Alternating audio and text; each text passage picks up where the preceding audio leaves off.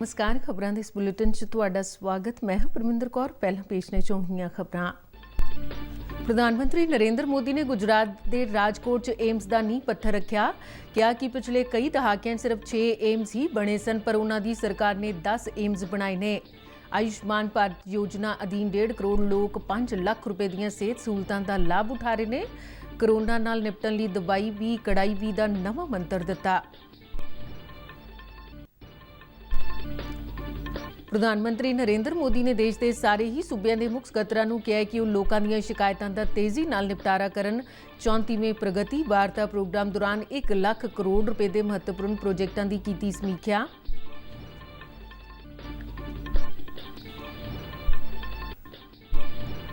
Punjab cabinet ਵੱਲੋਂ 10 ਸਰਕਾਰੀ ਵਿਭਾਗਾਂ ਦੇ ਪੁਨਰਗਠਨ ਦੀ ਤਜਵੀਜ਼ ਨੂੰ ਪ੍ਰਵਾਨਗੀ। 50,000 ਨਵੀਆਂ ਅਸਾਮੀਆਂ ਭਰਨ ਦੀ ਪ੍ਰਕਿਰਿਆ ਸ਼ੁਰੂ ਕਰਨ ਦੀ ਤਜਵੀਜ਼ ਨੂੰ ਦਿੱਤੀ ਹਰੀ ਝੰਡੀ। ਮੁਲਾਜ਼ਮਾਂ ਨੂੰ 7ਵੇਂ ਤਨਖਾਹ ਕਮਿਸ਼ਨ ਦੀ ਤਰਜ਼ ਤੇ ਤਨਖਾਹ ਸਕੇਲ ਦੇਣ ਲਈ ਪੰਜਾਬ ਸਿਵਲ ਸੇਵਾ ਕਾਨੂੰਨ 'ਚ ਕੁਝ ਸੋਧਾਂ ਕਰਨ ਦਾ ਫੈਸਲਾ।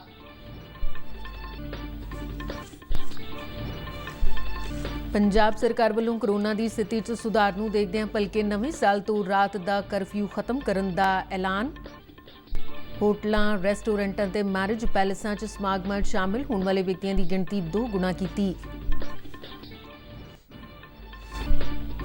ਭਾਰਤ 'ਚ ਕੋਰੋਨਾ ਤੋਂ ਠੀਕ ਹੋਣ ਵਾਲੇ ਮਾਮਲਿਆਂ 'ਚ ਵਾਧਾ ਲਗਾਤਾਰ ਜਾਰੀ। ਠੀਕ ਹੋਣ ਦੀ ਦਰ 96.04% ਹੋਈ। ਹੁਣ ਖਬਰਾਂ ਵਿਸਥਾਰ ਨਾਲ। ਪ੍ਰਧਾਨ ਮੰਤਰੀ ਨਰਿੰਦਰ ਮੋਦੀ ਨੇ ਅੱਜ ਗੁਜਰਾਤ ਦੇ ਰਾਜਕੋਟ 'ਚ ਵੀਡੀਓ ਕਾਨਫਰੰਸਿੰਗ ਰਾਹੀਂ ਏਮਸ ਦਾ ਨੀਂਹ ਪੱਥਰ ਰੱਖਿਆ। ਇਸ ਮੌਕੇ ਆਪਣੇ ਸੰਬੋਧਨ 'ਚ ਪ੍ਰਧਾਨ ਮੰਤਰੀ ਨੇ ਕਿਹਾ ਕਿ ਦੇਸ਼ ਦੇ ਮੈਡੀਕਲ ਬੁਨਿਆਦੀ ਢਾਂਚੇ ਨੂੰ ਮਜ਼ਬੂਤ ਕਰਨ ਦੀ ਦਿਸ਼ਾ 'ਚ ਰਾਜਕੋਟ ਏਮਸ ਇੱਕ ਵੱਡਾ ਕਦਮ ਹੈ। ਉਨ੍ਹਾਂ ਕਿਹਾ ਕਿ ਪਿਛਲੇ ਦਹਾਕਿਆਂ ਦੌਰਾਨ ਦੇਸ਼ ਵਿੱਚ ਸਿਰਫ 6 ਏਮਸ ਹੀ ਬਣੇ ਸਨ, ਪਰ ਉਨ੍ਹਾਂ ਦੀ ਸਰਕਾਰ ਨੇ 6 ਸਾਲਾਂ ਦੌਰਾਨ 10 ਏਮਸ ਬਣਾਏ ਨੇ। ਉਨ੍ਹਾਂ ਕਿਹਾ ਕਿ ਸਰਕਾਰ ਨੇ ਦੇਸ਼ ਵਿੱਚ ਜਨ ਔਸ਼ਧੀ ਕੇਂਦਰਾਂ ਦੀ ਸ਼ੁਰੂਆਤ ਕੀਤੀ, ਜਿਸ ਨਾਲ ਲੋਕਾਂ ਨੂੰ 30,000 ਕਰੋੜ ਰੁਪਏ ਤੋਂ ਵੱਧ ਦੀ ਬਚਤ ਹੋਈ ਹੈ।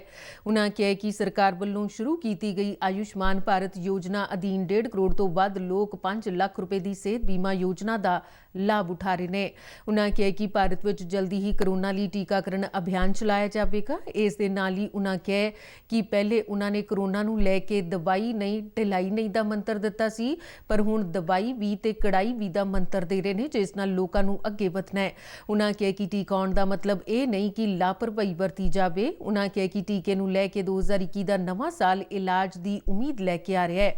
ਭਾਰਤ 'ਚ ਇਸ ਟੀਕੇ ਨੂੰ ਲੈ ਕੇ ਹਰ ਜ਼ਰੂਰੀ ਤਿਆਰੀ ਚੱਲ ਰਹੀ ਹੈ ਤੇ ਭਾਰਤ ਵਿਸ਼ਵ ਦਾ ਸਭ ਤੋਂ ਵੱਡਾ ਟੀਕਾਕਰਨ ਅਭਿਆਨ ਚਲਾਉਣ ਦੀ ਤਿਆਰੀ ਵਿੱਚ ਹੈ।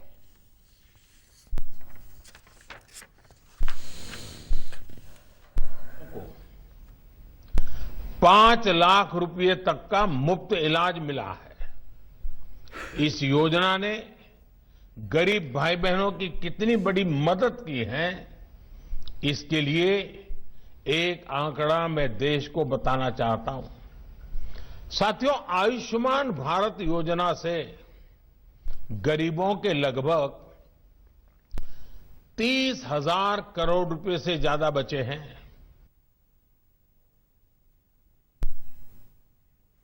ਪ੍ਰਧਾਨ ਮੰਤਰੀ ਨੇ ਕਿਹਾ ਕਿ 2021 ਦਾ ਸਾਲ ਸਿਹਤ ਸਮੱਸਿਆਵਾਂ ਦੇ ਹੱਲ ਦਾ ਸਾਲ ਹੈ ਅਤੇ ਭਾਰਤ ਇਸ ਵਿੱਚ ਅਹਿਮ ਰੋਲ ਨਿਭਾਉਣ ਜਾ ਰਿਹਾ ਹੈ।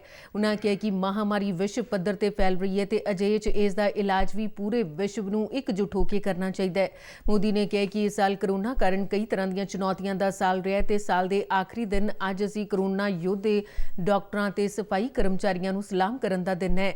ਉਨ੍ਹਾਂ ਕਿਹਾ ਕਿ ਭਾਰਤ ਵੱਲੋਂ ਵਕਤ ਰਹਿੰਦਿਆਂ ਲਏ ਗਏ ਚੰਗੇ ਫੈਸਲਿਆਂ ਕਾਰਨ ਅੱਜ ਅਸੀਂ ਬਿਹਤਰ ਸਥਿਤੀ ਵਿੱਚ ਹਾਂ, ਜਿਸ ਸਦਕਾ ਦੇਸ਼ 'ਚ 1 ਕਰੋੜ ਤੋਂ ਵੱਧ ਲੋਕਾਂ ਨੇ ਕੋਰੋਨਾ ਤੇ ਜਿੱਤ ਹਾਸਲ ਕੀਤੀ ਹੈ। ਉਨ੍ਹਾਂ ਕਿਹਾ ਕਿ ਕੋਰੋਨਾ ਵਿਰੁੱਧ ਲੜਾਈ ਦੁਸ਼ਮਣ ਨਾਲ ਲੜਾਈ ਹੈ ਤੇ ਇਸ ਨਾਲ ਨਜਿੱਠਣ ਲਈ ਸਾਰਿਆਂ ਨੂੰ ਇਕਜੁੱਟ ਹੋਣ ਦੀ ਲੋੜ ਹੈ। फ्यूचर ऑफ हेल्थ और हेल्थ ऑफ फ्यूचर दोनों में ही सबसे महत्वपूर्ण रोल निभाने जा रहा है। जहां दुनिया को कॉम्पिटेंट मेडिकल प्रोफेशनल्स भी मिलेंगे, उनका सेवा भाव भी मिलेगा।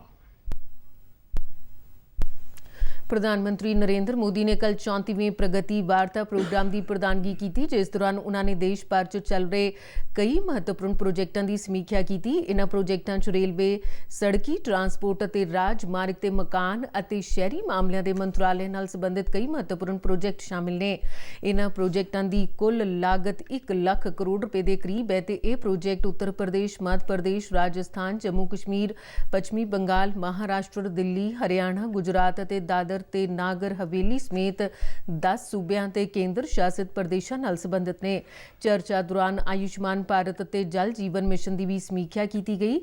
जल जीवन मिशन के प्रोजेक्टों की भी समीक्षा करते इस तो इलावा खपतकार मामलों बारे मंत्रालय नाल संबंधित शिकायतों ते भी विचार किया गया। प्रधानमंत्री ने सारे ही अधिकारियों को हदायत दी है कि वो इन्हां शिकायतों के व्यापक हल नूं यकीनी बनाने लई तेजी नाल काम करन। उन्हां सारे ही सूबियां के मुख सकत्तरां नूं कहा कि वो लटकदे मुद्दिआं के छेती हल नूं यकीनी बनाउण अते तय समय तो पहलां इन्हां मुद्दिआं के टीचे नूं मुकम्मल करन। उन्हां कहा कि सारे ही राज्यां नूं छेती तो छेती आयुष्मान भारत लई 100% लोकां नूं शामिल करने लई यतन करने चाहिए ने। प्रधानमंत्री मोदी ने सूबियां ते केंद्र शासित प्रदेशों नूं कहा कि वो जल जीवन मिशन अधीन निर्धारित टीचिਆਂ ਨੂੰ हासिल करने ਲਈ खाका तैयार करन।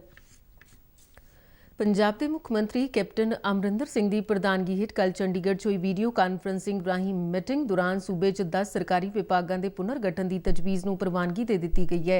एक सरकारी बुलारे ने जानकारी दिंदिआं दस्सिआ कि सरकार ने सूबे च 50,000 नवीआं असामियां भरन की प्रक्रिया शुरू करन नूं भी हरी झंडी दी है। नवीआं भर्तियां केंद्र सरकार के वेतनमान अनुसार किए जाने की तजवीज़ नूं भी प्रवानगी दी गई है। इस तो इलावा SCERT ते डाइट कर्मचारियों लिए वखरा काडर होवेगा। कैबिनेट ने औरतां की रखिया लई पुलिस च वखरियां टीमां बनाउण दा भी फैसला किया, जिन्हां विभागां दा पुनर्गठन करन दा फैसला लिया गया। उन्हां च पशु पालन, मच्छी पालन, डेयरी विकास, सैर सपाटा ते सभ्याचारक मामले तो इलावा स्थानक सरकारां, खेडां ते युवक सेवावां, सहकारिता विभाग, रखिया सेवावां, भलाई ते प्रिंटिंग ते स्टेशनरी विभाग शामिल ने।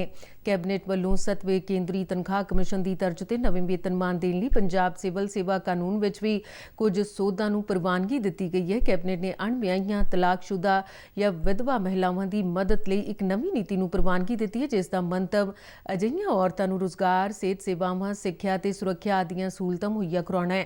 बुलारे ने दस्सिआ कि इस योजना ते सालाना 170 करोड़ रुपए खर्च आउणगे ते 7,96,000 अजिहियां औरतां ते उन्हां दे परिवारां नूं लाभ मिलेगा। पंजाब सरकार ने बल्कि 1 जनवरी तो सूबे च रात का करफ्यू हटाने का फैसला किया, पर इस दे नाल ही लोगों को पहलों तो लागू किए गए दिशा निर्देशों अनुसार कोविड नियमों की सख्ती नाल पालना करने की सलाह दी है। एक सरकारी बुलारे ने जानकारी दिंदिआं चंडीगढ़ च दस्सिआ कि सूबे के सारे ही शहरों ते कस्बिਆਂ च लगाया गया रात 10 बजे तो सवेरे 5 बजे तक रात का करफ्यू ਅਤੇ रात 9:30 बजे तक होटलों, रेस्टोरेंटों ते मैरिज पैलेसां नूं बंद करने बारे पाबंदियां अज रात तक जारी रहणगीਆਂ। बुलारे ने कहा कि सूबे च कोविड-19 के मामले च गिरावट नूं देखदे पाबंदियां भलके 1 जनवरी तो खत्म कर दित्तियां गईਆਂ ने। इस तो इलावा सूबे च होटलों, रेस्टोरेंटों ते मैरिज पैलेसां च लोगों की शमूलीयत उत्ते लगाई गई पाबंदी विच भी ढिल दित्ती गई है ਅਤੇ अंदरूनी समागमां दौरान 100 की थां 200 ते खुलियां थावां ते 250 की थां 500 व्यक्तियों के शामिल होने की इजाजत देने का फैसला किया गया है। बुलारे ने कहा कि सरकार ने सारे ही जिलों के अधिकारियों को केंद्रीय गृह मंत्रालय ਅਤੇ सूबे के गृह ਅਤੇ न्याय विभाग वालों जारी किए गए दिशा निर्देशों को सख्ती नाल लागू किए जाने की हिदायत दी, जिन्हां च घट्टो घट्ट 6 फुट की समाजिक दूरी बनाई रखन, मास्क पाउण, बाजारां ते जनतक ट्रांसपोर्ट च भीड़ भड़के नूं कंट्रोल करना भी शामिल है। इस दौरान पंजाब सरकार ने सूबे च कोरोना की स्थिति च सुधार नूं देखदे नवें दिशा निर्देश जारी किए ने। इन्हां दिशा निर्देशों अनुसार सूबे च लगाया गया रात का करफ्यू भलके नवें साल के पहले दिन तो खत्म किया जा रहा है। भारत च कोरोना तो ठीक होने की दर में लगातार सुधार जारी है, जो इस समय 96.04% तक पहुँच गई है। बीते दिनी 26,139 कोरोना मरीज सेहतयाब हुए, जिस मगरों हुण तक कोरोना तो मुक्त होने वाले की गिनती 98,60,280 हो गई है। इस समय हुण तक कोरोना की पुष्टि वाले कुल मामलों चों सिर्फ 2.51% मरीज ही जेरे इलाज ने, जिन्हां की गिनती 2,57,256 बनती है।